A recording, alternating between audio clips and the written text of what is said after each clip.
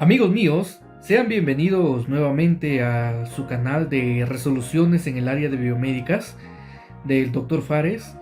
Como ya me conocen, soy Martín Kelwin Caicedo Pifil, médico de profesión, y me encuentro en esta oportunidad para ofrecerles a ustedes la resolución de primer examen Centro Pre Juan Francisco Aguinaga Castro, que es de la Universidad Nacional Pedro Ruiz Gallo. El examen se rindió el 10 de noviembre del 2019. Estoy haciendo los últimos, o voy a hacer una serie de las últimas preguntas de anatomía que vinieron todo el año 2019 y 2020, que fue el ciclo 2019-3 y 2021, para que ustedes puedan guiarse, orientarse acerca de cómo pregunta la Pedro en su enfoque de anatomía para este examen del 3 de septiembre del 2023 que posiblemente se dé. Ustedes tienen que revisar los módulos de cada centro pre. El módulo del centro pre de anatomía es muy bueno, lo utilizo bastante para las resoluciones de mis videos, está bien conciso. Asimismo, también los módulos de biología, de anatomía y todo el resto de módulos deben de considerarlos. La Pedro también se ha caracterizado por preguntar acerca de o tomar como fuente principal el tórtora. Sin embargo, a veces no es necesario que ustedes como alumnos se maten mucho estudiando, porque ya eso luego lo van a revisar con la carrera. Como cultura general tal vez pueden leerla, pero al menos necesito que se enfoquen, que me presten toda su atención para yo poderles enseñar los trucos y la forma de cómo preguntan en la Pedro Ruiz Gallo. Yo soy médico egresado de la Pedro Ruiz Gallo, me he formado, estuve un tiempo en la escuela de Derecho, ya saben ustedes. Después tuve que postular otra vez a medicina y gracias a Dios soy un médico egresado de allá. Así que ya conozco la forma de preparación, la forma de cómo plantean las preguntas, de qué libros sacan. Y en esta ocasión pues les estaba preparando, como les vuelvo a reiterar, las preguntas de los últimos examen Centro Pre, del examen exonerado y del examen ordinario, para que ustedes puedan rendir un examen en especial y puedan atinarle a los que van a medicina, los que van al área biomédica, puedan atinarle a todo lo que es anatomía. Entonces, si sigues mis clases, si sigues mis presentaciones, vas a desarrollar un buen examen. Sin más preámbulo, bueno, comprenderán ustedes la premura, pero estos videos siempre los hago con mucho cariño, por toda la acogida que me dan, sobre todo en las redes sociales. Gracias por todos esos comentarios positivos. Por favor, suscríbete a mi canal de YouTube, que es el canal principal en donde yo estoy subiendo todo este contenido. Ya luego lo subiré a las demás plataformas. Ahora también estoy compartiendo los PDFs en el grupo de Telegram. Tengo un grupo de Telegram de biomédicas para todo mi Perú, en donde estoy compartiendo ya los PDFs de estas resoluciones. Así que si quieres los PDFs, vas a tener que ir al grupo de Telegram, puedes unirte y puedes descargar y puedes encontrar este y los otros PDFs que les estoy subiendo. Por favor, suscríbete. Agradecería que dejaras un comentario en las descripciones de estos videos para que el algoritmo nos pueda seguir recomendando. Asimismo, también estoy en otras redes sociales, como en mi página de Facebook, Dr. Fares Matthew, y en las otras plataformas todavía está mi equipo de producción trabajando para ya pronto sacarle los videos y puedan visualizarme también en TikTok, en Instagram. Les agradezco mucho por su atención y empecemos a desarrollar las preguntas de anatomía para que puedan ir de frente al examen y desarrollar las preguntas, porque casi siempre las preguntas están realizadas en un contexto muy parecido y yo les voy a enseñar todos esos trucos, tácticas para que puedan desarrollar ustedes el examen exitosamente y ser mis futuros colegas. Si quieren información, me pueden escribir a mi correo aprendoconfares@gmail.com, o también te puedes unir a los grupos de Telegram, tanto para el residentado médico como para preuniversitario. Ahorita estoy terminando con mis amigos de preuniversitario sus fases para ya también empezar con las resoluciones del área médica ya para los exámenes oficiales. Muy bien, empecemos con las resoluciones. Pregunta número 1. rama de la anatomía que sustenta sus teorías por la presencia de órganos homólogos. Alternativa A, descriptiva. Alternativa B, aplicada. Alternativa C, topográfica. Alternativa D, comparada. Y alternativa E, del desarrollo. Estas preguntas pertenecen a los primeros temas. Como les reitero, revisen siempre el módulo o los módulos de los centros pre a las universidades que ustedes van a postular, porque estas preguntas están dentro del tema de generalidades de anatomía. Y vamos a hablar un poquito de las generalidades para que luego podamos desarrollar la pregunta de una manera más concisa y más precisa.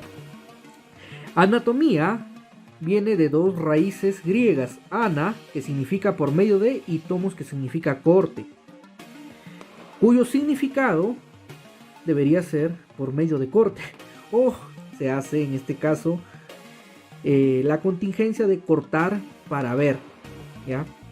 Y obviamente que para ver se hacían el procedimiento que se llama disección. ¿Qué es la anatomía? Es la ciencia. ¿Por qué es una ciencia? Porque es un conocimiento o un conjunto de conocimientos ordenados y sistematizados, ¿ya?, que están acorde con la vanguardia tecnológica y asimismo permiten el progreso de la humanidad. Pero esta ciencia estudia las estructuras del cuerpo y sus interrelaciones. Cuando nosotros estudiamos la anatomía, la estudiamos en 6 divisiones.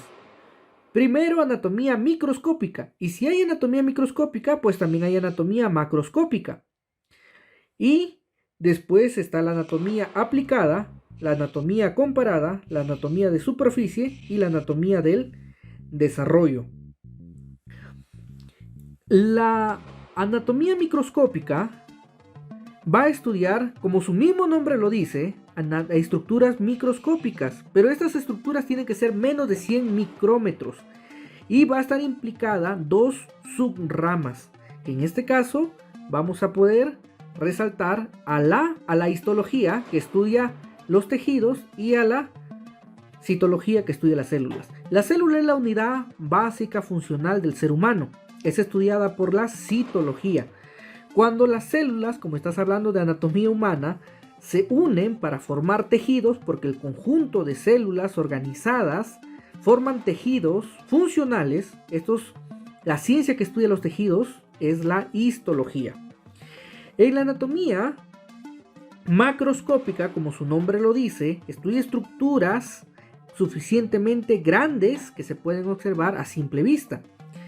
En este tipo de anatomía tenemos a la anatomía descriptiva o sistemática y a la anatomía topográfica o regional. Pero a ver, ¿qué estudia la descriptiva? Su mismo nombre otra vez lo dice, estudia la morfología, la forma, estudia la forma del cuerpo. ¿Y qué estudia la anatomía topográfica? Su mismo nombre otra vez lo dice, topográfico regional, estudia una región específica del cuerpo humano, todas las aplicaciones que pueden existir, ¿ya? Por ejemplo, cuando nosotros hablamos, supongamos, de la anatomía topográfica regional aplicada, tenemos al cuerpo humano, específicamente el abdomen, tenemos 9 cuadrantes, pero también podemos tener 4 cuadrantes, cuadrante superior, derecho, izquierdo, y cuadrante inferior, derecho, izquierdo. Para el dolor abdominal presentado en una de estas zonas nos irradia qué patología puede estar provocando este tipo de dolor. Entonces sí tiene aplicación. La anatomía aplicada es el estudio de la estructura y de la morfología de los órganos del cuerpo en relación con el diagnóstico y tratamiento. La palabra clave es relación. Anatomía aplicada quiere decir que esos primeros conocimientos van a ser aplicados, como su mismo nombre lo dice, o relacionados con el diagnóstico y tratamiento de las enfermedades. ¿Qué tipo de anatomía tenemos ahí? Tenemos a la anatomía patológica, endoscópica, radiográfica y quirúrgica. La anatomía relativamente es fácil cuando te familiarizas con los términos, pero para familiarizarte con los términos tienes que practicar, tienes que armar mnemotecnias, y su mismo nombre te va a indicar el tipo de función o el tipo de estructura, o te va a indicar ¿A qué proceso se refiere? La anatomía patológica, su mismo nombre lo dice, patos viene de enfermedad. Y este tipo de anatomía va a estudiar los cambios estructurales, ya sean visibles o visibles microscópicamente, pero los que son provocados por la enfermedad. Esto obviamente, por ejemplo, lo realiza un patólogo, un anatomopatólogo. ¿Ya? Por ejemplo, a alguien le sale un lunar que estoy sospechando por su irregularidad, que sea maligno, entonces le mando a biopsiar la piel y al momento de hacer una biopsia es como cortarle un pedacito de piel, lo mandan al anatomopatólogo y el anatomopatólogo es el que estudia si las células tienen o no tienen un comportamiento mitótico anormal. Me va a indicar si es o no es un cáncer que estoy, por ejemplo, yo sospechando de alguien que le ha salido un tumor irregular o un lunar irregular.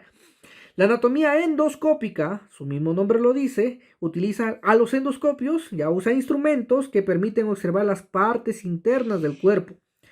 Por ejemplo, cuando un niñito, no supongamos de casualidad, se ha metido un frejol a la nariz, podemos a través de un endoscopio visualizar dónde está ese frejol. ¿Ya?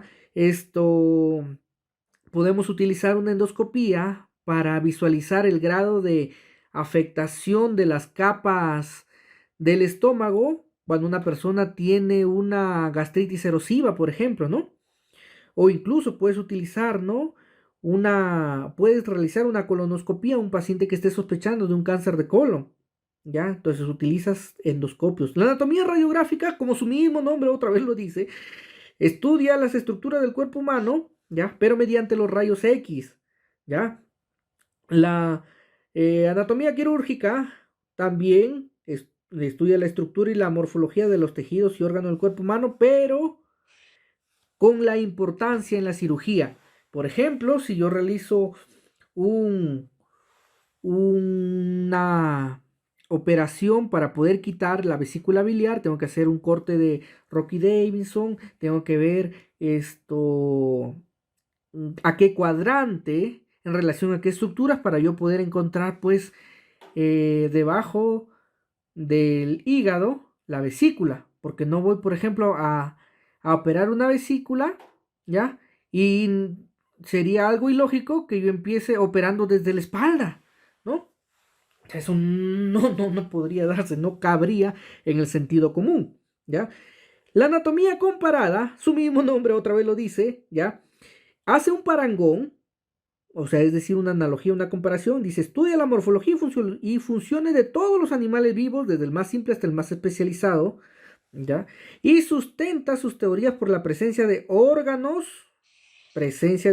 homólogos, análogos y vestigiales, ¿ya? Cuando tú haces una anatomía comparada, quiere decir que tú vas a comparar la anatomía en base a sus estructuras y las funciones de ellas. Ya, por ejemplo, comparas al hombre, lo comparas con el mono, lo comparas con el perro, ¿no? Pero ¿se puede comparar acaso el hombre con el perro? Ya, alguna chica decepcionada puede decir, claro, mi ex era un perro, se iba detrás de muchas... dejémoslo ahí. Pero obviamente que sí, porque por ejemplo el perro tiene la estructura de los nervios olfatorios más desarrollada que la del ser humano, ¿ya? Y mire, para ser un perro, el perro es más fiel, o dejémoslo ahí. Entonces, vas comparando, ¿no? Por ejemplo, comparas la mano del hombre con la mano del mono, ¿ya?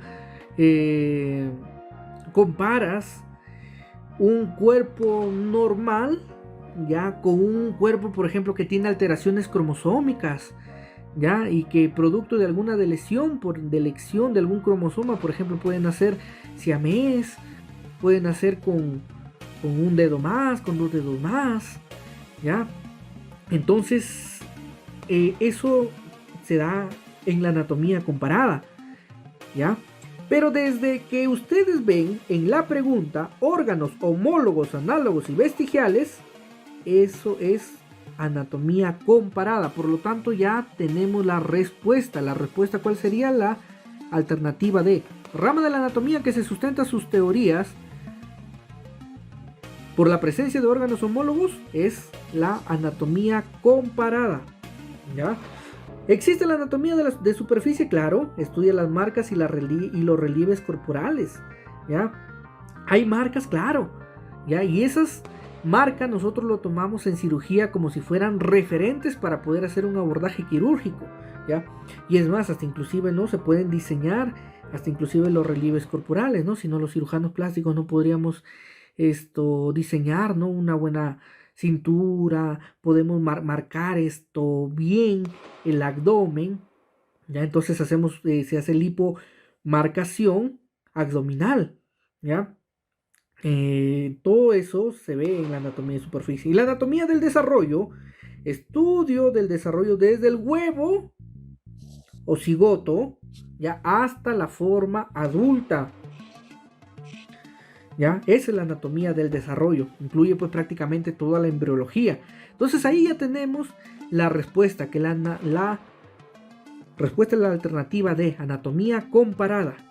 Pero, profe, me quedó una duda. ¿Qué son los órganos análogos, homólogos y vestigiales? ¿Ya? Y miren, yo aquí les estoy cargando la información completa ya para que no tengas que ir a buscar tanto los módulos, porque a veces cuando uno repasa rápidamente necesita información puntual, rápida, precisa, ¿ya? Y yo te voy a enseñar acá que esta lámina, por ejemplo, este pedazo lo copié del módulo de biología, y en el módulo de biología, en el tema de evolución, ¿ya? Muchos hablan, ¿no?, de la teoría de la evolución que tiene sustento científico, pero la verdad que a veces es un poco difícil, ¿no? O al menos yo no estoy muy de acuerdo, ¿no?, con la teoría de la evolución. Tiene demasiados puntos flacos, ¿no? Pero la teoría de la evolución presenta sus pruebas morfológicas. O sea, ellos presentan un montón de pruebas, ¿no? Pruebas históricas, arqueológicas, etc. Entonces, dentro de las pruebas morfológicas, ¿ya? Se basa en el estudio en base a comparaciones de la forma y estructura de los seres vivos con el fin de observar analogías y homologías para establecer relaciones de parentesco, ¿ya? Y aquí vamos a hablar de 3 clases de órganos: los órganos análogos, los órganos homólogos y los órganos vestigiales, ¿ya? Empecemos por definir los más fáciles, los vestigiales. Como su mismo nombre lo dice, son vestigios, ¿ya? Estos son órganos que no tienen una función aparentemente específica. Son partes del cuerpo que supuestamente, esta es la palabra clave, fueron funcionales en alguna época, pero después se convirtieron en órganos superfluos y residuales. Ejemplo en el hombre: los músculos de la oreja, apéndice vermiforme, las vértebras caudales o coxígeas, los huesos pélvicos en las ballenas y ciertas víboras, y los molares en murciélagos y vampiros. ¿Qué te ha venido en los exámenes de admisión? Identificar cuál de los siguientes órganos son vestigiales, y te ponían los músculos de la oreja, el apéndice y las vértebras caudales, ¿ya? Hoy se sabe, ¿no?, a la luz del conocimiento, de que no es que no tengan una función específica, sí cumplen una función, sino que nosotros no la hemos descubierto aún, ¿ya? Por ejemplo, el apéndice vermiforme cumple una función inmunológica, ¿ya? Entonces, pero como les dije, el conocimiento avanza, pero a veces cuando tú recién te estás formando tienes que empezar a estudiar las bases sólidas que te dan, ¿no? Y como te digo, estás postulando a la Pedro, revisa el módulo de la Pedro, ¿no? Y no le des tanta vuelta, ¿no? Que, por ejemplo, no supongamos, no, pero yo he leído en el módulo de San Marcos, ¿no? O la última investigación que ha salido en Science Direct, ¿no?, que el apéndice tiene la función inmunológica, todo. Claro, hijo, está bien, y eso lo vas a poder rebatir cuando estés adentro de la universidad, pero por el momento enfócate en lo que te están dando, ¿ya? Y aquí viene también 2 palabras claves, ¿ya?, para órganos homólogos, ¿ya? El órgano homólogo, ¿ya?, es aquel órgano que tiene estructura diferente, distinto origen embriológico, pero misma función, ¿ya? Esto tienes que grabártelo en base a la función, ¿ya? Misma función, análogo, ¿ya? Nosotros, por ejemplo, en electrónica a veces no buscábamos los análogos, o sea, el hecho que cumpla la misma función, ¿ya? En cambio, Ejemplo de ello son las alas del murciélago y alas del insecto. Ha venido en preguntas, ¿ya? El proceso evolutivo que los produce se denomina evolución convergente, ¿ya? Los órganos análogos, ¿ya? Tienen la misma función, estructura diferente, distinto origen embriológico y te genera la evolución convergente. Y los órganos homólogos te generan la evolución divergente, ¿ya? Pero si los análogos tenían la misma función, los homólogos, la función era distinta. Pero el mismo origen embriológico, la misma estructura externa, ¿ya? Pero obviamente, ¿no? La forma externa y las funciones eran distintas. Ejemplos de el brazo del hombre, el ala de un ave, el ala de un murciélago, la aleta de una foca, pata anterior de un perro, ¿ya? Y esto obviamente se estudia en la evolución divergente, ¿ya? Entonces ya sabes cuál es la respuesta, la alternativa D.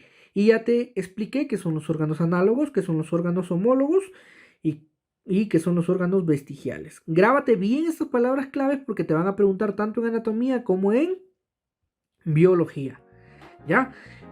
Pregunta número 2, ¿ya? Otra vez de los primeros temas de anatomía. Las proteínas corresponden al nivel de organización de. Otra pregunta facilita, ¿ya? Alternativa A, celular. Alternativa B, químico. Alternativa C, tisular. Alternativa D, orgánico. Y alternativa E, sistémico. Bien, cuando nosotros hablamos de los niveles de organización estructural, ese tema lo vemos tanto en biología como en anatomía. Pero en anatomía lo hacen de una manera más simple, ¿ya? Y te lo voy a mostrar a continuación. Mira, hijo, por acá. Tenemos, ¿ya? El nivel químico, ¿ya? El nivel químico se va a unir, ¿ya? Y te va a formar el nivel celular. Las células se unen y te forman tejidos, que obviamente conformas el tejido tisular. Los tejidos se unen y forman órganos. Los órganos se unen y forman sistemas o aparatos. Y los aparatos se unen y forman organismos, ¿ya? Entonces, en biología, ¿no? Veíamos, por ejemplo, ¿no? El nivel subcelular, ¿no? Ya luego veíamos el nivel, hasta incluso, ¿no? O sea, teníamos diferentes tipos de enfoques, ¿ya? Pero en anatomía es un poco más simple, ¿ya? Entonces, el nivel químico, ¿ya? Comprende a qué estructuras, comprende a los bioelementos, biomoléculas inorgánicas y orgánicas, todos ellos esenciales para el mantenimiento de la vida. En este nivel químico, si están las biomoléculas inorgánicas y orgánicas, ¿cuáles son ellas? Y eso ya lo hemos visto en mis anteriores videos, ¿ya? En las inorgánicas están pues el agua, las sales minerales. En las orgánicas están las enzimas, están los carbohidratos, las proteínas, los glúcidos.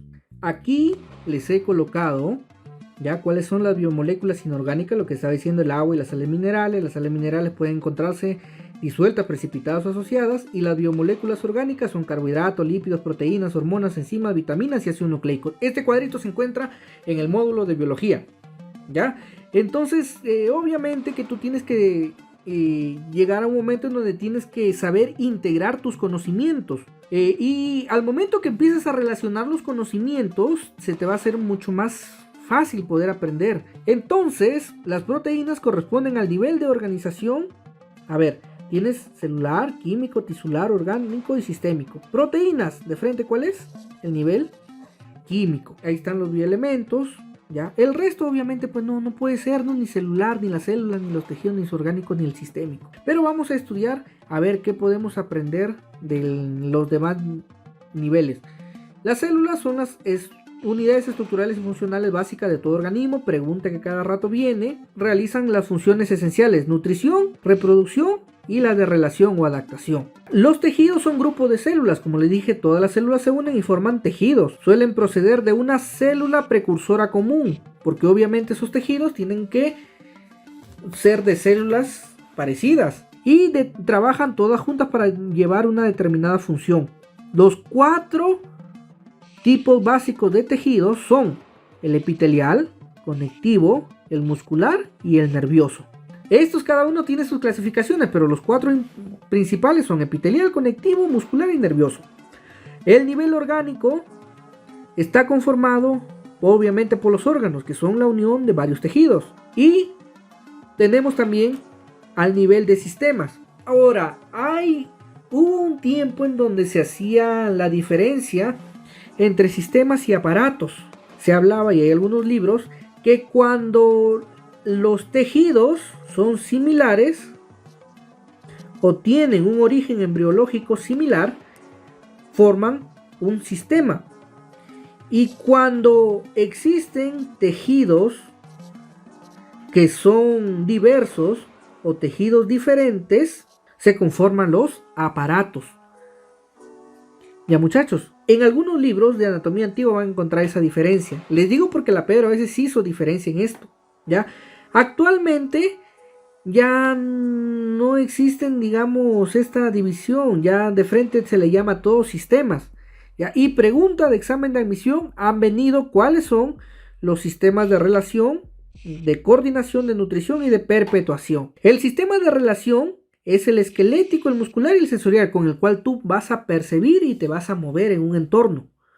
El de coordinación, ¿ya?, es con el cual tú te vas a poder desempeñar y adaptarte dentro de ese mismo entorno, que lo comprende el sistema nervioso y endocrino. Ya son preguntas y este tipo de sistemas a cada rato han venido. El de nutrición, obviamente está el cardiovascular, el respiratorio, el digestivo y el urinario. ¿Ya? Y de perpetuación tienes al sistema reproductor, que puede ser masculino o femenino. Y todos estos sistemas se unen para formar el nivel de organismo, que es el más alto en la escala jerárquica del cuerpo humano. Pregunta de examen de admisión. Está integrado por todos los sistemas corporales. Entonces, de esa manera ya hemos respondido a la pregunta número 2. Vamos a estudiar la pregunta número 3. Pregunta número 3. Divide al cerebro en anterior y posterior. Corresponde al plano. O sea, nos están pidiendo, y acá vamos a corregir, es la pregunta número 3. ¿Cuál es el plano que divide al cerebro en anterior y posterior? Otra pregunta de introducción a la anatomía. Entonces, para ello tenemos que estudiar cuáles son los planos y cuáles son los cortes corporales. Y para eso yo te voy, digamos, a hacer unas mnemotecnias o una forma de presentación para que tú puedas ver que es más fácil aprenderse de esa manera. Entonces, nosotros tenemos a los planos, tenemos las direcciones, y acá estoy agrandando para que ustedes puedan visualizar. Nosotros tenemos los planos, las direcciones, las partes y las posiciones. Entonces, existen los planos medio sagital y parasagital. Existe el plano frontal o coronal y transversal y horizontal. Esos son los tres principales planos que existen. Ustedes en esta lámina, donde ven a esta mujer partida por diversos planos, por ejemplo, tenemos el plano sagital. El plano sagital, ya es o plano medio, te genera una mitad simétrica derecha e izquierda. Yo voy a colocar, bueno, de acuerdo a cómo están viendo, por ejemplo, este plano se llama, el primer plano que vemos es el plano medio o el plano sagital. Divide el cuerpo humano en una mitad derecha y en una mitad izquierda, en una mitad simétrica. Guardan simetría. El plano que pase paralelo al plano sagital, por ejemplo, que corte por acá el brazo, es un plano parasagital o paralelo al plano medio. ¿Cuál es la dirección del plano? Es vertical. Divide el medio sagital en una parte, vamos a colocarle que esta es la parte izquierda y para acá es la parte derecha. De acuerdo, esto de acuerdo a la persona, ¿ya? De acuerdo a la persona. Si tú vas a ver a la persona para que es su parte derecha y para que es la parte izquierda, y la divide de una manera igual. En cambio, el parasagital lo divide de manera desigual, de manera irregular. Bueno, ¿no? Las posiciones, las que se acercan al plano medio, se llaman internas, y las que se alejan del plano medio se llaman externas o laterales. Luego tenemos el plano coronal o frontal. Entonces, este plano parte a la persona pero de una mitad y te genera la parte anterior o la parte ventral, acuérdate, anterior de antes o ventral de vientre.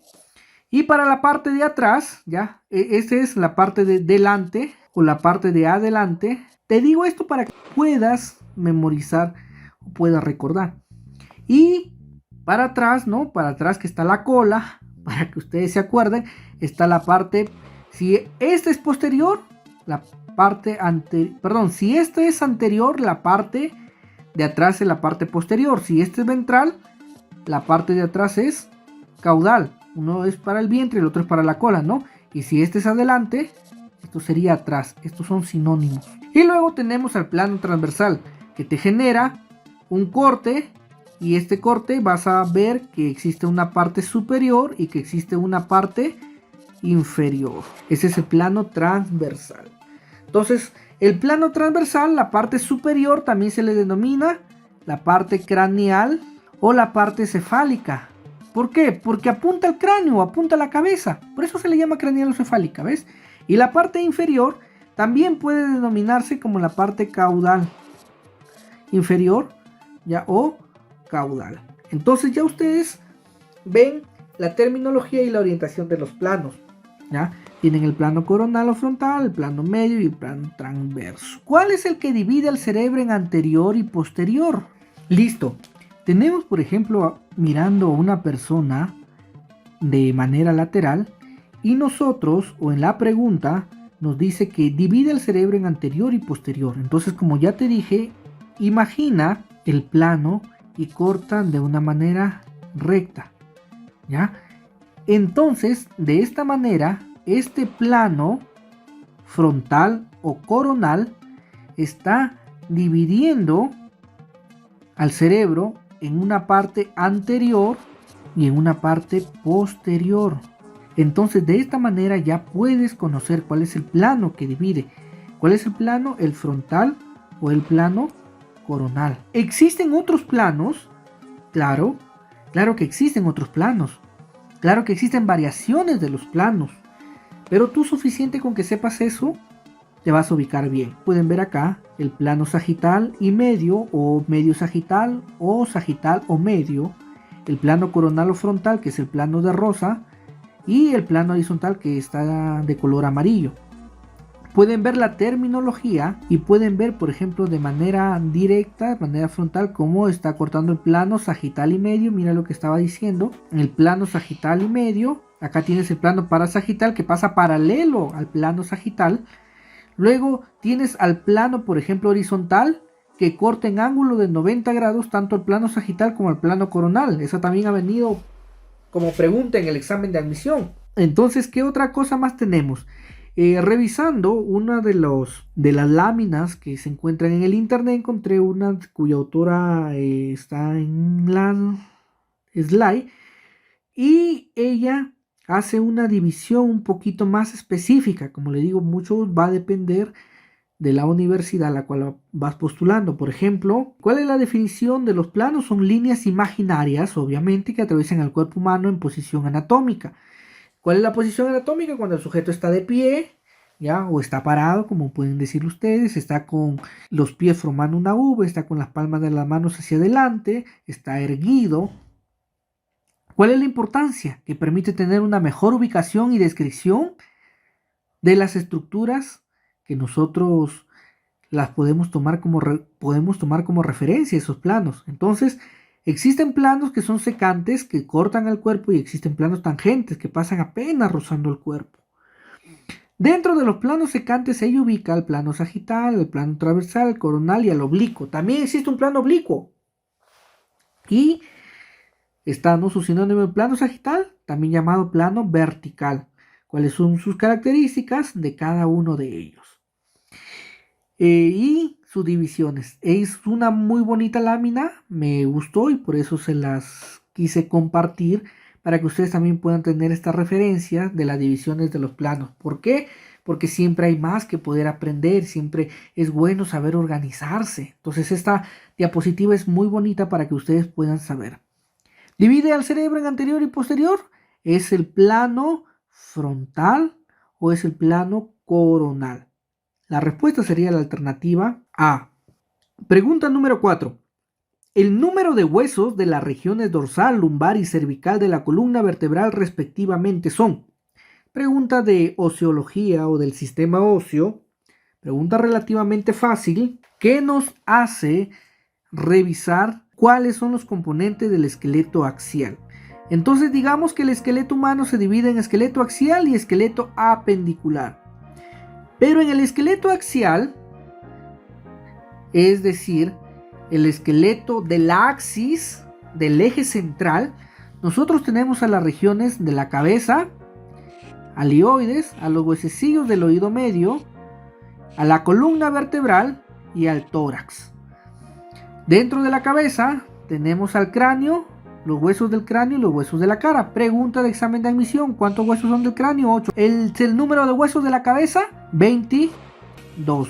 Huesos del cráneo, 8. Huesos de la cara, 14. 14 más 8, 22 son los huesos de la cabeza. El hioides es el hueso impar, es el hueso de la lengua, es el hueso que sostiene a la lengua y solamente hay uno. Es el hueso que se quiebra cuando alguien te estrangula. Los huesecillos del oído son el martillo, yunque y estribo, el mie. Son dos por cada lado, o sea, uno por cada lado, uno derecho, uno izquierdo. El número de huesos en total son 6.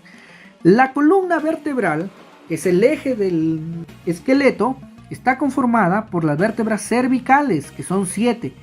Las vértebras dorsales, que son 12, las vértebras lumbares, que son 5, las vértebras sacro, que son 5 soldadas que me conforman un solo huesito, el coxis son 4 huesos soldados que me conforman un hueso, y en total 7 más 5 más 12 más 1 más 1 me da 26 huesos de la columna vertebral. Y el tórax tiene el hueso puñal o el hueso en forma de puñal, no es que sea puñal, es el hueso esternón. Y tiene 12 pares de costillas. 12 por 2, 24. 24 más 1, 25.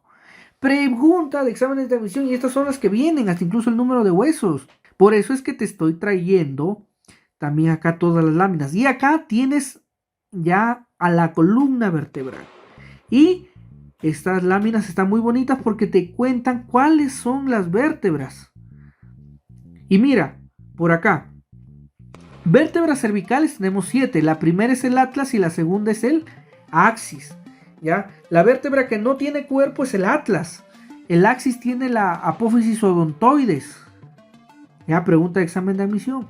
Entonces son 7 las vértebras cervicales. Y los nervios cervicales, por si al caso si te piden, son 8. 8 son los nervios cervicales. Las vértebras torácicas, como tú estás pudiendo visualizar, son en número de 12.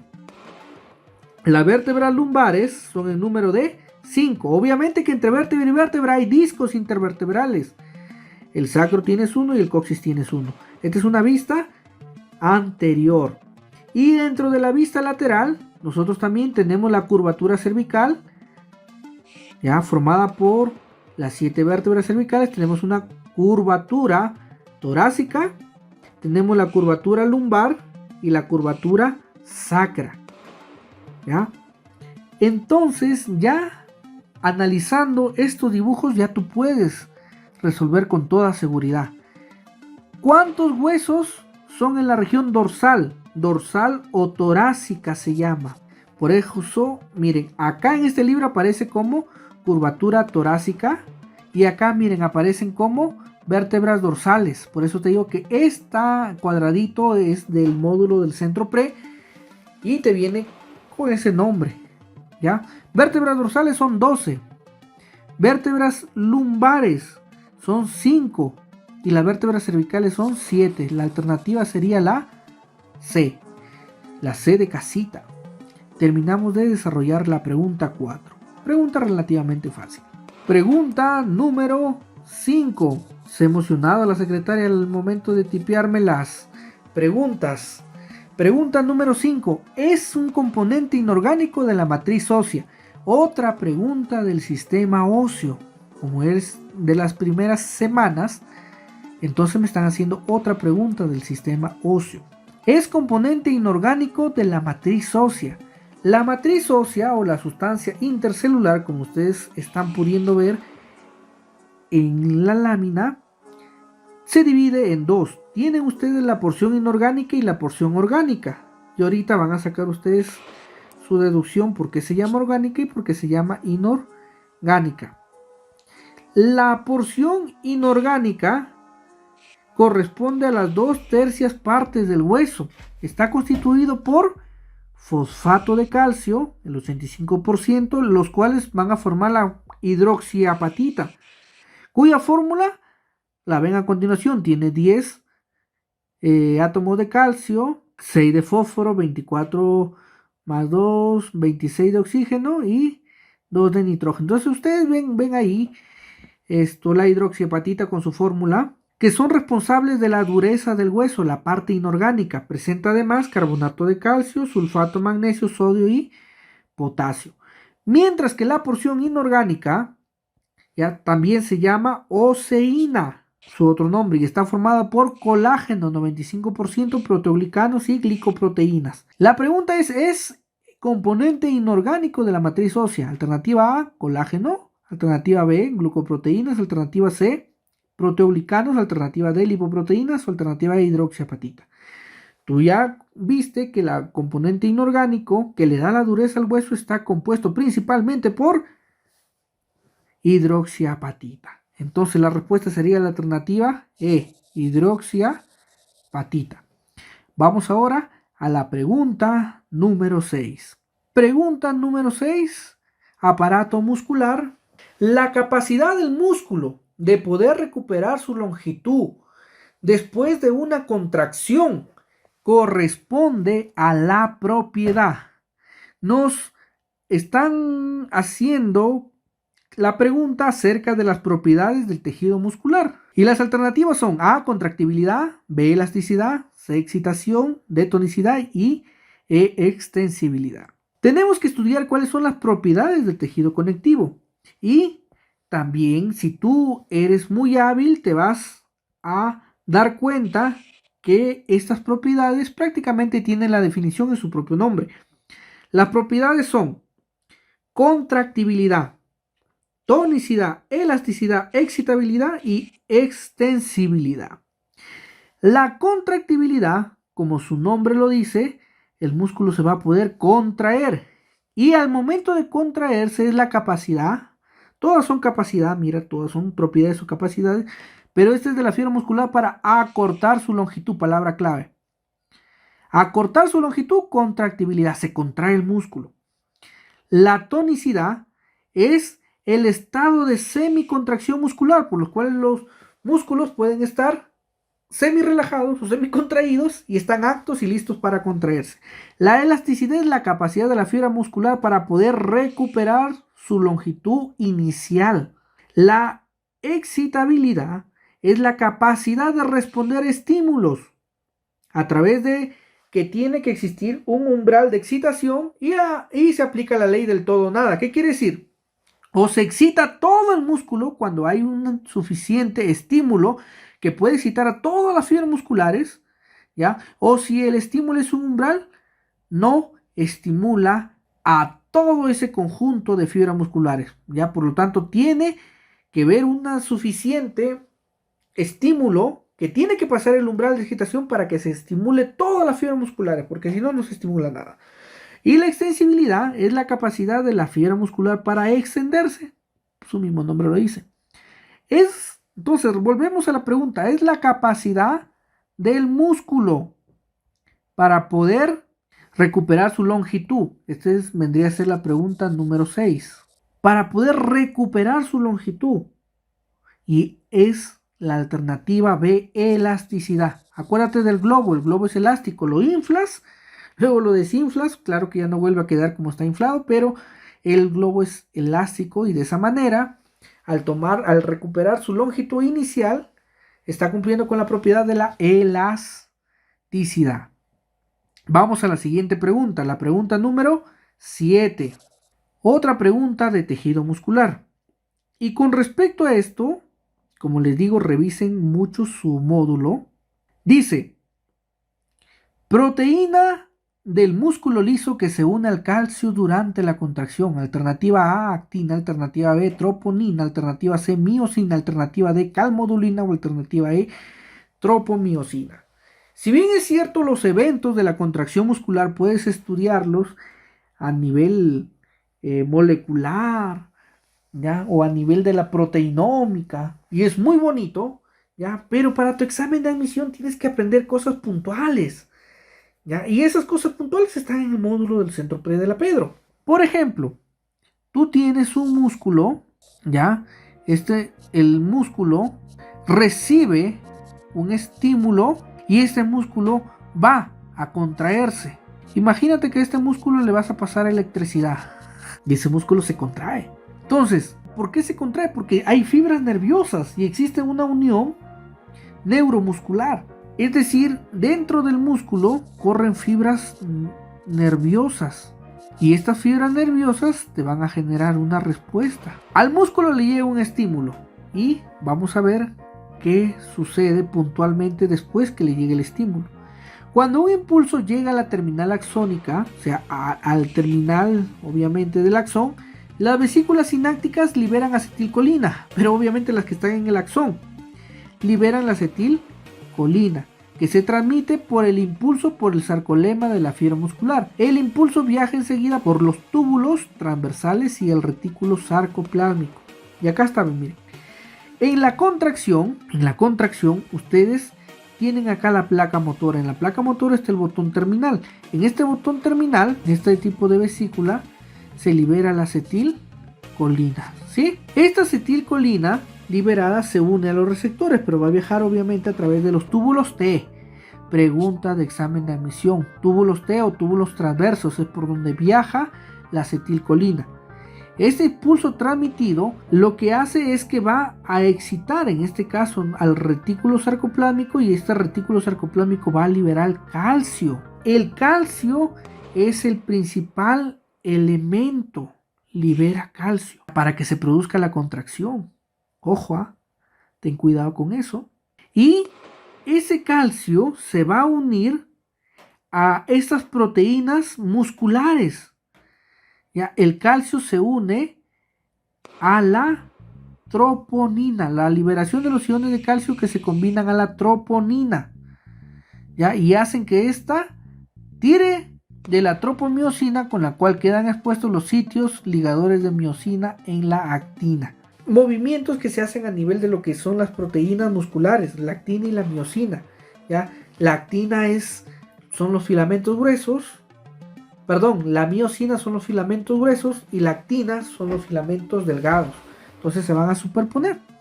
Obviamente que para toda acción que te genere, en este caso una acción, tiene que ser activa para que se degrade ATP. La energía liberada por la degradación de ATP hace que los puentes cruzados de miosina liguen a la actina y su movimiento provoca el deslizamiento de los miofilamentos delgados.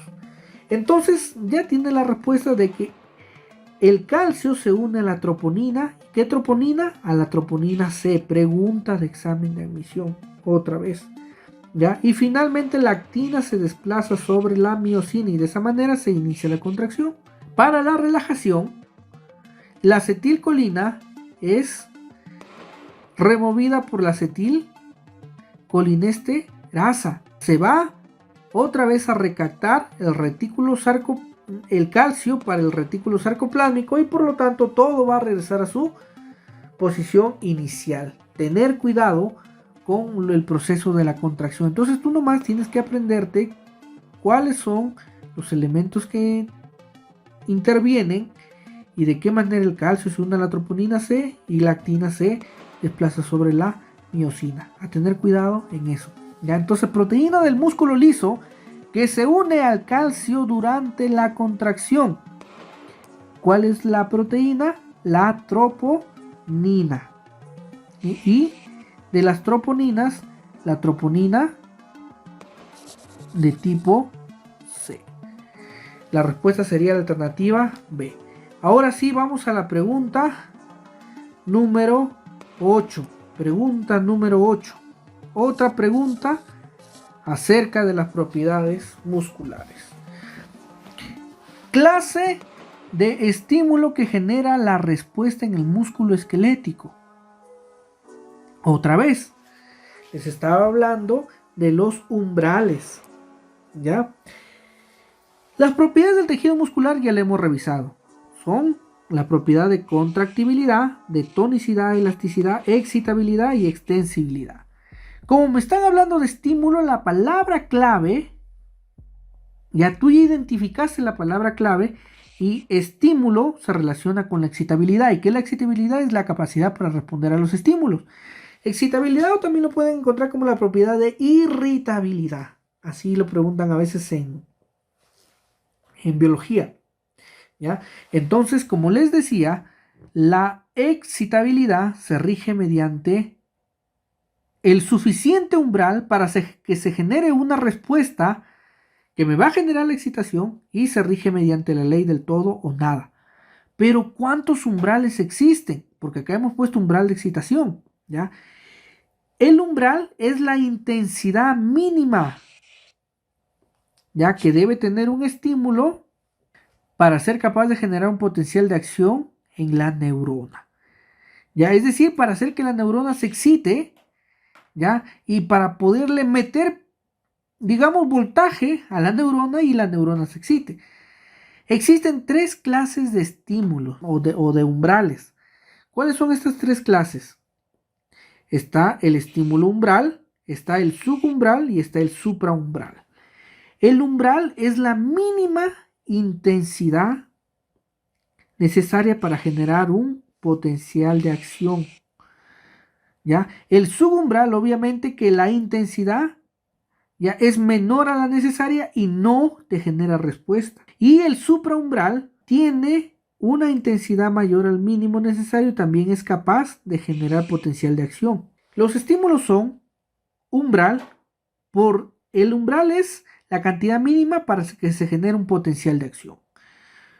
Por debajo del umbral está el subumbral, que no te genera respuestas. O sea, esto, como no tienen la suficiente energía para impulsar a todas las fibras musculares, obviamente se ha cumplido la ley del nada, ¿ya? Y el supraumbral, pues obviamente es un estímulo mayor al previsto que te genera una respuesta. Entonces ya tendríamos la respuesta, que la clase de estímulo que genera la primera respuesta en el músculo esquelético es el estímulo de tipo umbral. Alternativa C. Vamos a la pregunta número 9. La despolarización de la membrana neuronal se debe a, pregunta de sistema nervioso o también de muscular. A, el ingreso de sodio. B, la salida de potasio. C, el ingreso de calcio. D, la salida de sodio. Y E, el ingreso del cloro. Para hablar de la despolarización, nosotros tenemos que conocer un poco el concepto de potenciales de membrana y de cargas eléctricas a nivel celular.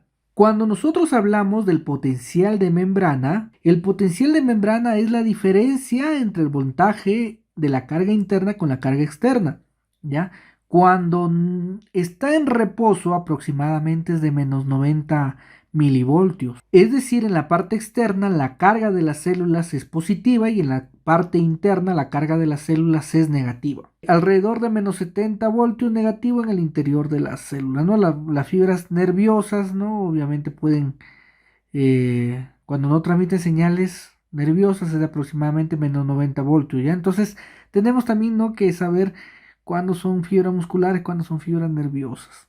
En estado de reposo, ¿no?, una fibra nerviosa está polarizada, de modo que su interior es negativo con respecto al exterior. Eso ya lo saben ustedes. Entonces, conociendo que el exterior es positivo y el interior es negativo, cuando viene un impulso, ya como ustedes van a ver en la siguiente lámina, cuando se recibe un impulso, el impulso viaja por el axón y produce cambios en cuanto a la carga eléctrica celular. Como ustedes saben, el exterior es positivo y el interior es negativo. Pero debido a que viene en este caso el estímulo, la corriente eléctrica o como quieran ustedes llamarle, este estímulo va a cambiar los gradientes y la parte externa se va a volver negativa y la parte interna se va a volver positiva. Dice, ¿y qué es lo que pasa?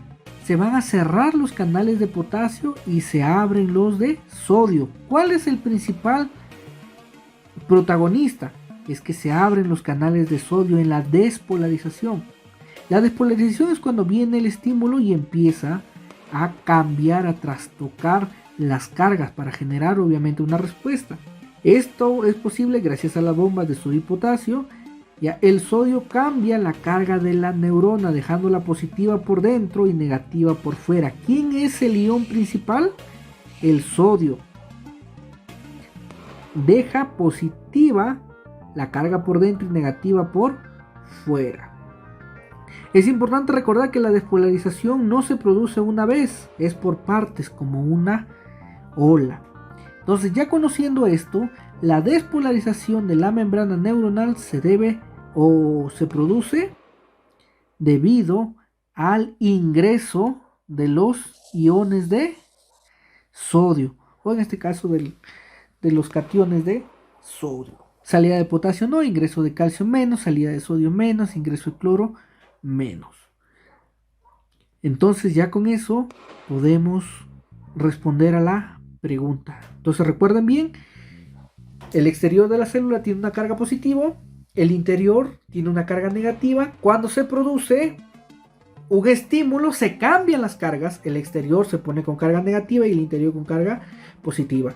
El principal protagonista es el sodio, ¿ya? Y el sodio obviamente va a ingresar y va a generar un cambio en cuanto a la carga de la célula para de esa manera producir una respuesta.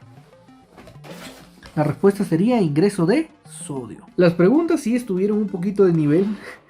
Lamentablemente no es que maleteé la universidad, sino que durante la época que se produjo, digamos, desde el 2017, 2018, 2019, los exámenes estaban muy bonitos, conformados, pero existía una mafia terrible en la universidad, ¿no? Del cual ustedes saben la historia del por qué fue la última en licenciarse, estuvo casi 3 años sin exámenes de admisión y estuvieron pasando peripecias, ¿no?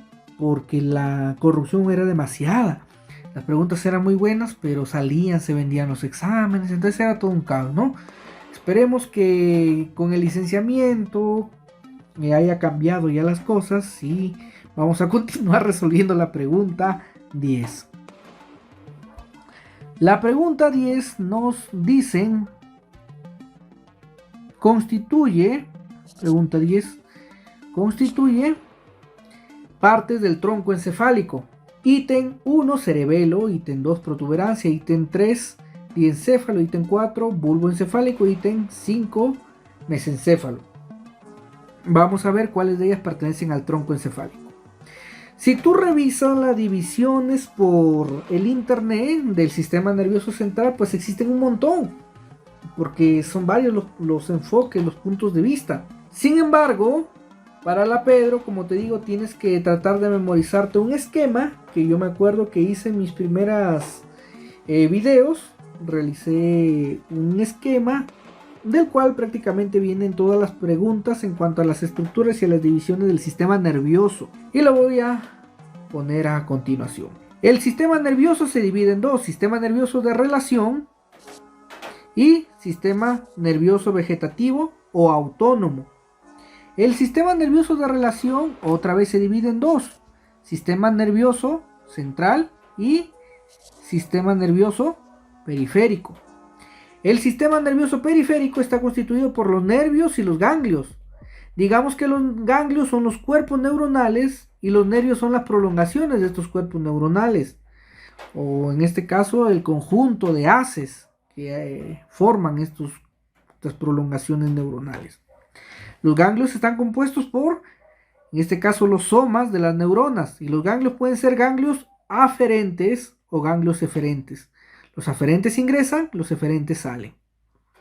Los ganglios eferentes pueden ser somáticos, porque son voluntarios, o pueden ser autónomos, que son involuntarios, como los que se encuentran en el músculo liso y en el músculo cardíaco. Los nervios pueden ser nervios raquídeos o espinales, que son en número de 31, y los nervios craneales, que son en número de 12. Obviamente cada uno son pares, 31 pares raquídeos y 12 pares craneales. El sistema nervioso central está compuesto por el encéfalo y está compuesto por la médula espinal. El encéfalo a su vez está compuesto por los hemisferios cerebrales, el diencéfalo, el tronco encefálico y el cerebelo. Y dentro de ellos el tronco encefálico está compuesto por el mesencéfalo, la protuberancia y el bulbo raquídeo. Protuberancia o puente de Barolo y bulbo raquídeo o médula oblongada. Y la médula espinal pues es el centro de todos los actos involuntarios donde se generan los actos reflejos. Y por acá el sistema nervioso vegetativo autónomo está formado por el sistema nervioso simpático y el parasimpático, o el simpático o adrenérgico y parasimpático o noradrenérgico. El sistema nervioso simpático contiene como principales estimulantes a la adrenalina y a la epinefrina. Son sus principales neurotransmisores, mientras que en el parasimpático está la noradrenalina o norepinefrina. Conociendo esta división es lo que te preguntan en la Pedro. El tronco encefálico entonces está compuesto por el puente o la protuberancia y está compuesto por el bulbo raquídeo, la médula oblongada. Entonces tendríamos como respuesta 2, 4 y 5. Sería la alternativa E. Como les comenté, si ustedes revisan otras divisiones que están publicadas en la web, van a encontrar, por ejemplo, esta división que les puse, ¿no? Sistema nervioso autónomo, periférico y central, y entre cada uno tiene sus partecitas, ¿no? Ustedes, como les digo, mejor estudien la división que les estoy dando, que estoy proponiendo, porque de esto es el que vienen y cómo se plantean las preguntas. Ahora sí, nos vamos con la pregunta número 11. Tipo de receptor que responde a estímulos de daño tisular produciendo dolor. Esta parte nos da alternativa A, fotorreceptor, alternativa B, quimioreceptor, alternativa C, termorreceptor, alternativa D, nociceptor y alternativa E, mecanorreceptor. Pertenece a la parte de estesiología, es decir, que estudian los órganos de los sentidos. Y al estudiar los órganos de los sentidos, pues estamos estudiando la manera en cómo nos relacionamos con nuestro entorno, cómo respondemos también hacia los diversos estímulos. Y nos preguntan en este caso el tipo de receptor que responde a estímulos de daño tisular. La palabra clave es daño tisular. La respuesta sería nociceptor. Pero ahora te voy a enseñar por qué. Cuando hablamos de receptores, los receptores se dividen en dos partes: por su localización y por el tipo de estímulo. Por su localización, los receptores pueden ser esteroreceptores, visceroreceptores o interoreceptores y propioreceptores. Los esteroreceptores obviamente captan estímulos del medio externo. Se ubican cerca de la superficie corporal. Están la visión, la audición, olfacción, tacto, presión, temperatura, dolor. Los interoreceptores reciben estímulos, pregunta de examen de admisión, del medio interno. ¿En dónde se ubican? En los vasos sanguíneos y en las vísceras. Identifican sensaciones como el hambre, el sed, la náusea, la presión arterial y la concentración de los gases en la sangre. Y los propios receptores, pregunta de examen de admisión, reciben estímulos sobre la posición y movimiento corporal.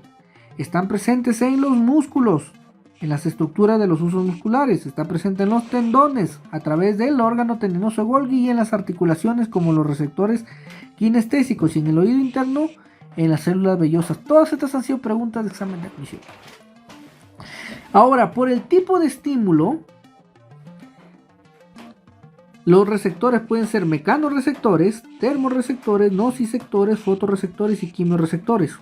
Si tú te aprendes bien la etimología, vas a poder captar cuál es el tipo de estímulo y su receptor. Los mecanorreceptores, pregunta de examen de admisión,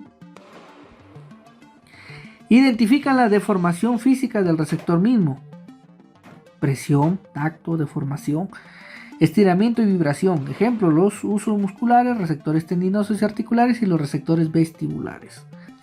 Los termorreceptores, como su mismo nombre lo dice, identifican cambios de temperatura. Para el calor, pregunta de examen de admisión, es identificado por los corpúsculos de Ruffini, acuérdate, Ruffini calor, y para el frío, Krause. Los nociceptores identifican los daños tisulares físicos o químicos. Estas están principalmente, o son ejemplo de ellas, las terminaciones nerviosas libres. Los fotorreceptores, su mismo nombre lo dice, captan la luz. Ejemplos son los conos y bastones. Y los quimiorreceptores detectan los sabores de la boca, los olores de la nariz, las sustancias químicas en los líquidos corporales. Los receptores para el olfato, para el gusto, y los osmorreceptores. Asimismo, las sensaciones se clasifican en generales y sensaciones especiales. Dentro de las generales están las cutáneas, viscerales y propioceptivas, y dentro de las especiales el olfato, el gusto, la visión, audición y equilibrio. Todas ellas son preguntas de exámenes de admisión. La respuesta que dimos, que el tipo receptor, obviamente por el tipo de estímulo que responde al daño tisular, son los nociceptores. Continuamos. Pregunta número 11. Otra vez, estesiología, es decir, la ciencia que estudia a los sentidos. Pregunta número 12. Separa el globo ocular en compartimento anterior y posterior. Compartimento. Cuando nosotros hablamos de las sensaciones visuales, obviamente es una sensación de tipo especial, cuyos receptores sensoriales o los fotorreceptores se localizan en el globo ocular. Tienes el globo ocular, más conocido como los ojos, ya son los órganos pares o están dentro de las cavidades orbitarias y están constituidas por 3 túnicas y mantienen estos a los medios refringentes. Los medios refringentes son la córnea, el humor acuoso, el cristalino y el humor vítreo. Ahora vamos a saber que estos medios refringentes tienen una importancia porque te van a ayudar a estabilizar la potencia dioptrópica para que el ojo pueda enfocar su objetivo y para que los ojos puedan cumplir la función de captar los estímulos o las imágenes externas y llevarlas hacia la zona del occipital, y aquí pueda darse la interpretación y la corrección de las imágenes. Pero en la estructura del ojo, para que puedan visualizar mejor esta pregunta, ustedes van a poder visualizar la estructura del ojo. El ojo, con todas sus partes que tiene en esta lámina, estamos poniendo las principales partes del ojo. Pero el ojo también está dividido por compartimentos. Y este tipo de esquema les estoy presentando para ustedes que van a postular para la Pedro Ruiz Gallo.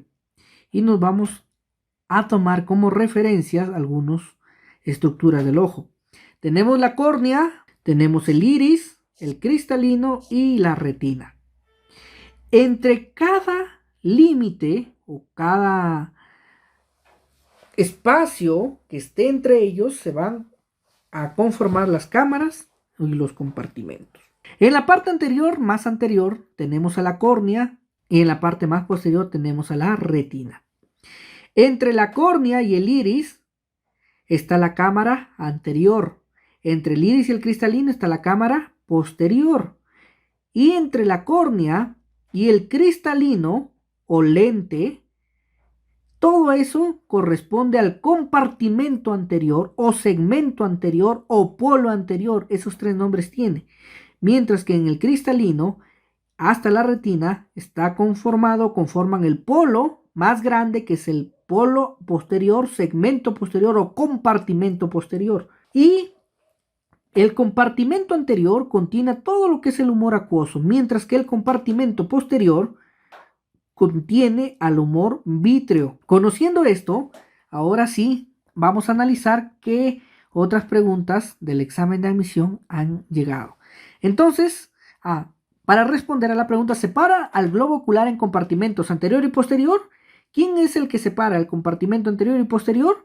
Es el cristalino. La respuesta sería la alternativa B, cristalino.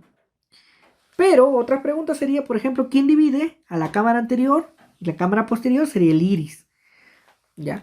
cuál es el límite anterior del compartimento anterior, la córnea. ¿Cuál es el límite posterior del compartimento anterior, el cristalino? El humor acuoso, ¿quiénes lo forman? Los procesos ciliares. Pregunta de examen de admisión. Está formado principalmente por agua, aminoácidos, bicarbonato, sodio, cloruro, etc.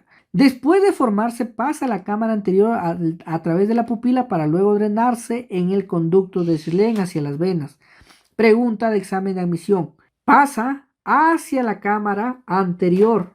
El humor acuoso va a viajar de esta manera.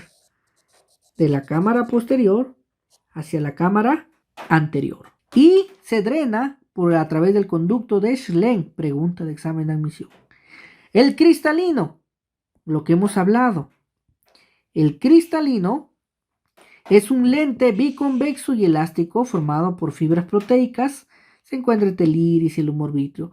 Está fijado al cuerpo ciliar a través del ligamento o zónula de zinc. Zónula ciliar, pregunta de examen de admisión. Es su curvatura la que varía, es decir, se abomba o se aplana para poder acomodarse y ver el objetivo. Y separa, ahí está la respuesta, al globo ocular en compartimento anterior y posterior. ¿Ya?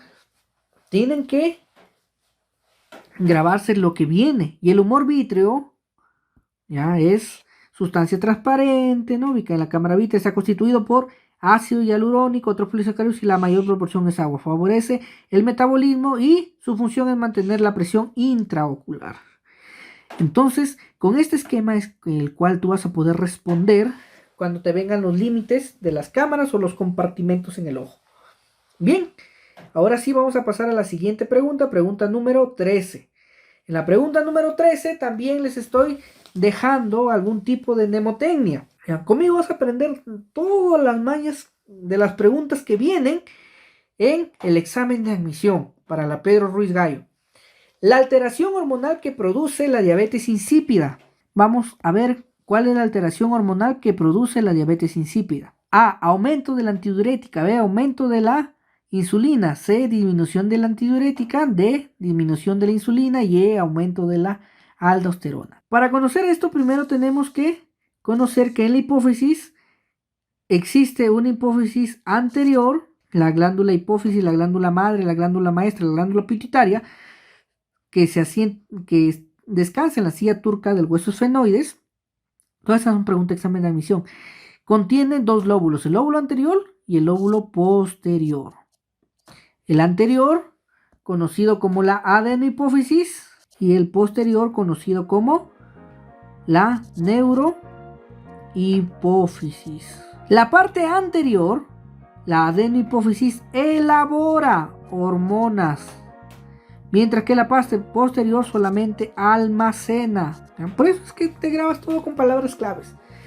En la neurohipófisis solamente hay dos tipos de hormonas, y estas son la antidiurética y la oxitocina. Pero para esto hay una mnemotecnia, la mnemotecnia SAPO. La mnemotecnia SAPO da a entender que los núcleos supraópticos elaboran antidiurética y los núcleos paraventriculares elaboran oxitocina. Actualmente se sabe de que tanto los supraópticos pueden producir los dos, antidiurética o oxitocina, ¿ya? Pero para tu examen de admisión, grábate que los núcleos supraópticos producen antidiurética y los paraventriculares oxitocina. Ya en la universidad y con los libros nuevos de fisiología vas a saber que ya no es así. Ahora, vamos a estudiar un poco las hormonas de la neurohipófisis. En la neurohipófisis hay dos tipos de hormonas, la antidiurética y la oxitocina. Pero ahora nos vamos a centrar en la antidiurética y todas las preguntas que han venido en su examen de admisión. ¿Dónde son sintetizadas? La oxitocina y la antidiurética son sintetizadas en el hipotálamo y transportadas por las neurofisinas hacia la neurohipófisis siguiendo las fibras nerviosas del haz hipotálamo hipofisiario. Como te digo, la parte de la neurohipófisis, la parte posterior, solamente almacena, no elabora, vienen desde arriba, desde el hipotálamo. La hormona antidiurética tiene, otros sinónimos. Es también conocida como la hormona vasopresina o es también conocida como la hormona argipresina. Llamada también vasopresina, es producida acá está por los núcleos supraópticos del hipotálamo, es lo que te estoy hablando.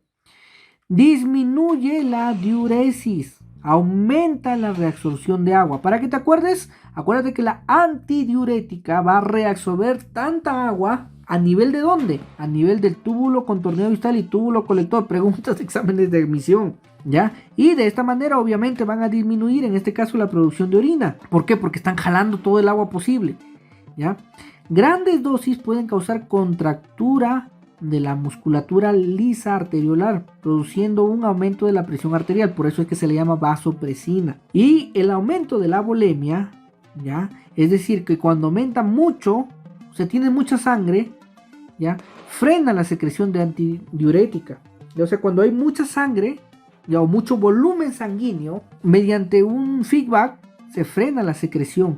Mientras que la hipovolemia, ¿ya? O sea, es decir, las hemorragias, la deshidratación es al contrario, estimulan la vasopresina. La liberación de la antidiurética depende de varios estímulos.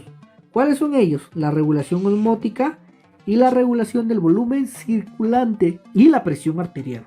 En la regulación osmótica, pregunta examen de admisión, ¿cuál es el principal regulador de la liberación de antidiurética? La osmolaridad plasmática. Los osmoreceptores son neuronas hipotalámicas situadas en el estrecho contacto con las neuronas productoras de antidiurético y son muy sensibles a la variación de concentración de los solutos, fundamentalmente el sodio, pero insensibles a otros solutos como es la urea y la glucosa. La disminución de la sangre o del volumen plasmático, llámese por una hemorragia, supongamos, y la disminución de la presión arterial estimula la liberación de la antidiurética porque tiene receptores de la presión del corazón y también tiene a nivel de lo que son las grandes arterias.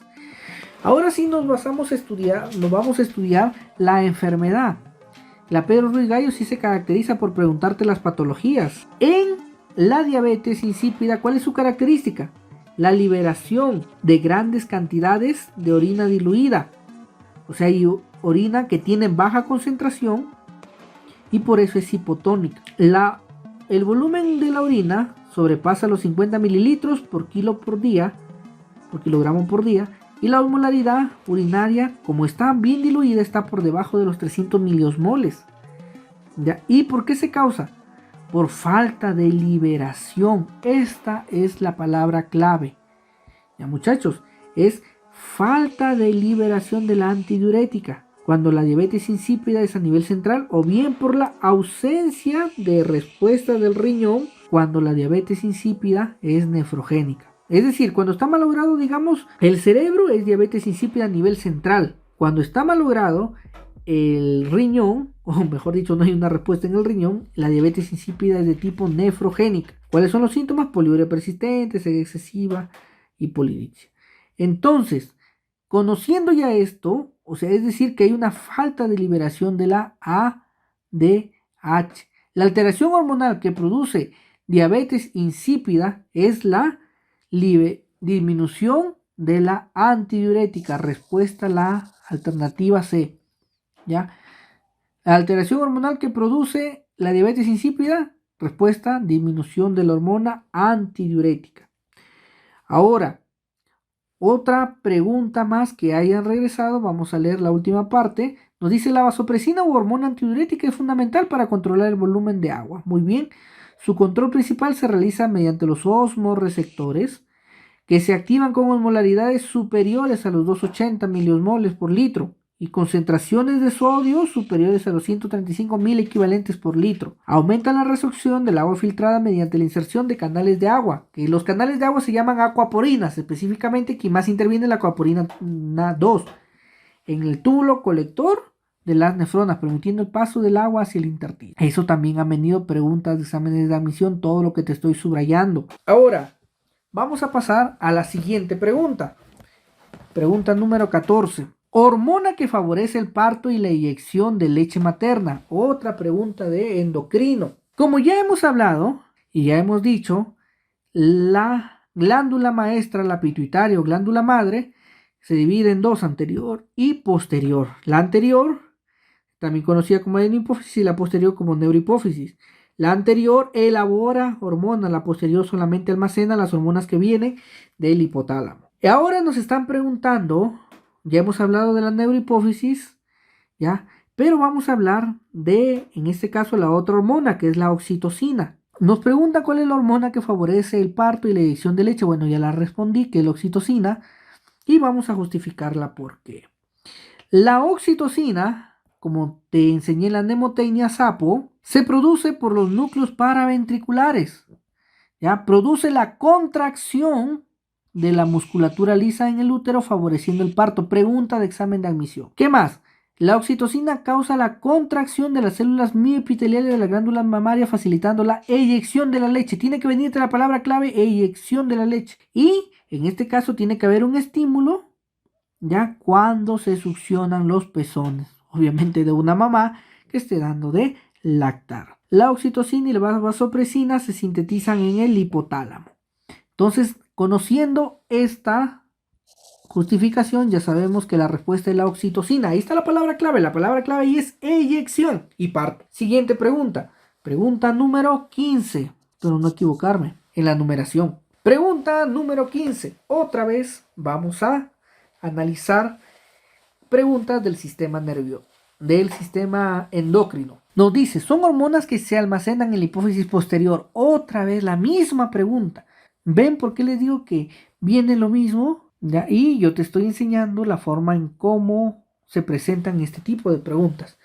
Son hormonas que se almacenan en la hipófisis posterior. Ítem 1, adrenocorticotropina. Ítem 2, oxitocina. Ítem 3, luteinizante. Ítem 4, prolactina. Ítem 5, antidiurética. Yo ya te enseñé, hijo, que las hormonas que se almacenan, la palabra clave, ¿cuál es? Almacenan en la hipófisis posterior. Acuérdate, hipófisis posterior es neurohipófisis, ¿ya? Y estas almacenan. Ya, acuérdate de la mnemotecnia sapo. Supraópticos, antidiurética, y los paraventriculares, oxitocina. Acuérdate, ahí tiene las dos hormonas, antidiurética y la oxitocina. La respuesta sería 2 y 5, alternativa E. Entonces acá te especificaba, ¿no?, de que la hipófisis, ¿ya?, también llamada glándula pituitaria, glándula madre, glándula maestra, todo esto ya te lo he enseñado. Los lóbulos son el anterior, la adenohipófisis, que corresponde al 85%, y el posterior el 15%. ¿Cómo me acuerdo los porcentajes? Porque el anterior elabora, como elabora tiene que estar más hipertrofiado, ¿sí? Pregunta de examen de admisión. ¿Cuál es el origen de la hipófisis? El origen es el ectodermo. ¿Pero qué ectodermo? El ectodermo superficial de la adenohipófisis, ¿ya? En la estructura embriológica denominada bolsas de Raque. Y del neuroectodermo, pregunta examen de admisión, derivan del tubo neural. Los lóbulos, ya conocen que en la adenohipófisis existen 3 tipos de células. Las células acidófilas, basófilas y cromófilas. Y en la neurohipófisis ya solamente sirve para almacenar antidiurética y oxitocina, que vienen del hipotálamo.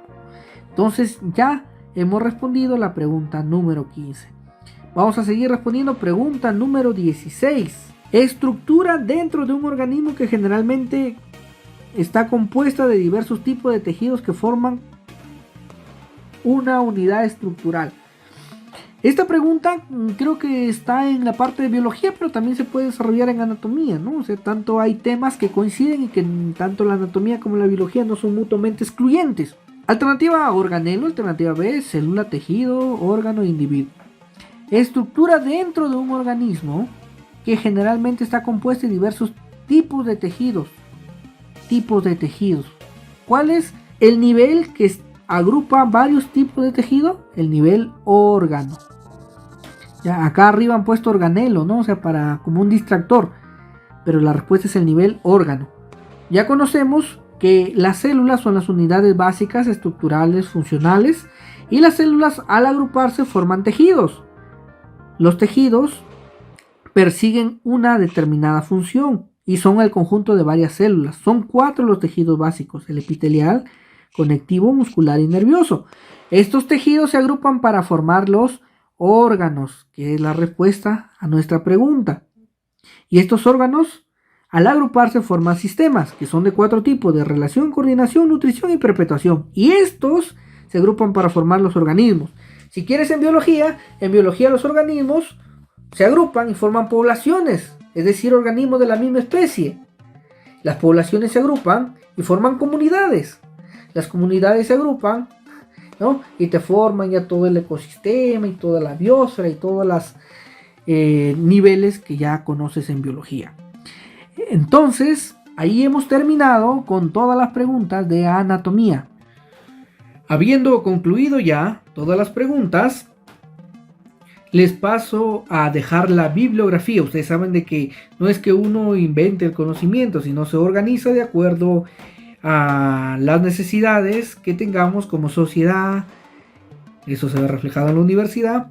Y la Universidad Pedro Ruiz Gallo se encarga, como te dije, de preguntarte básicamente, y como ya te lo he demostrado, de su módulo y de algunos libros adyacentes que tienen muy buena información. Los libros que yo recomiendo son el libro de anatomía de Ediciones Lumbreras, es muy bueno. Los libros de Ediciones León también están muy buenos. Y asimismo, ustedes pueden ver que les dejo los demás libros para las gráficas que a veces coloco, los saco de los otros libros de anatomía que ya se utilizan en los primeros ciclos de la carrera de medicina. Estoy muy agradecido con ustedes por toda la atención, por toda la maratón y su atención, su cariño brindado. Y no se olviden, por favor, suscribirse a mis redes sociales. En YouTube, por favor, les pido que comenten mis videos, que compartan con sus amigos en los grupos en los que están, porque conociendo lo que yo te estoy enseñando vas a ingresar más rápido, vas a dejar de ser ciclero, vas a dejar de ser dinosaurio y vas a lograr ser médico. Entonces, yo te estoy dando todos los tips principales que ya uno conoce por la experiencia para que puedas ingresar más rápido. Pues que uno le ganó a los dinosaurios, ¿no? Entonces suscríbanse a mi canal de YouTube, suscríbanse a mi Facebook, sigan la página. Y para los que me estuvieron pidiendo, o las que me estuvieron pidiendo, muy pronto estaré sacando mi OnlyFans. Suscríbanse, cariñositos. Espero que se encuentren muy bien, que sean su semana de mucha bendición y que den siempre lo mejor de ustedes, trabajen con mucha alegría, con mucho entusiasmo, estudien con mucha alegría, con mucha pasión, con mucha vehemencia y sean muy constantes en todo lo que hagan. Les deseo lo mejor, se despide de ustedes su amigo, el doctor Fares, y será hasta la próxima resolución de los exámenes de admisión. Un fuerte abrazo, muchas bendiciones, adiós.